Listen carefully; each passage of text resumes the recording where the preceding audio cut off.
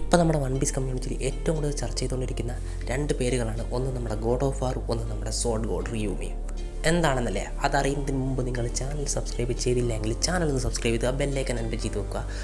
എന്താണെന്ന് വെച്ചാൽ നമ്മളെ തിയറി ഇതാണ്: നമ്മുടെ റിയൂമയാണ് നമ്മുടെ ഗോഡ് ഓഫ് വാറിനെ കൊന്നതെന്നാണ് ഈ തിയറി പറഞ്ഞിട്ടുള്ളത്. നമ്മൾ വാനോ കണ്ടിട്ടുള്ള ആ വലിയ സ്കള്ള് നമ്മുടെ ഗോഡ് ഓഫ് വാറിൻ്റെതാണ്. ആ സ്കള്ളും നമ്മുടെ ഗോഡ് ഓഫ് വാറിന് ഏകദേശം നല്ല സിമിലാരിറ്റി ഉണ്ട്. അതിനർത്ഥം ഒരു പക്ഷേ ഈ ഗോഡ് ഓഫ് വാർ തന്നെയായിരിക്കും നമ്മുടെ ഒനിഗാഷിമെ കണ്ടിട്ടുള്ള ആ സ്കള്ള്. പക്ഷെങ്കിൽ ഇവിടെയുള്ള ഏറ്റവും വലിയ പ്രശ്നം എന്താണെന്ന് വെച്ചാൽ നമ്മുടെ ഗോഡ് ഓഫ് വാർ ജീവിച്ചത് നമ്മുടെ ജോയ് ബോയുടെ ടൈമിലാണ്. എന്നാലും നമ്മുടെ റിയൂമ 400 വർഷങ്ങൾക്ക് മുമ്പാണ് ജീവിച്ചിട്ടുള്ളത്. അപ്പോൾ ഇവർ തമ്മിൽ ഒരു ഫൈറ്റ് എങ്ങനെയായിരിക്കും ഉണ്ടായിട്ടുണ്ടാവുക? അതുകൊണ്ട് തന്നെ ഈ തിയറിക്ക് ഒരു പ്രശസ്തി ഇല്ലാന്നാണ് എനിക്ക് തോന്നുന്നത്. പിന്നെ ജയൻസ് ഏകദേശം 400 വർഷത്തോളം ജീവിക്കുന്നൊക്കെ പറയുന്നുണ്ട്. അങ്ങനെയാണെങ്കിൽ ഒരു പക്ഷേ അത് സത്യമാവാൻ ചാൻസ് ഉണ്ട്. പക്ഷെങ്കിൽ ഇതിൽ നമുക്ക് ഉറപ്പിച്ചൊന്നും പറയാൻ പറ്റില്ല.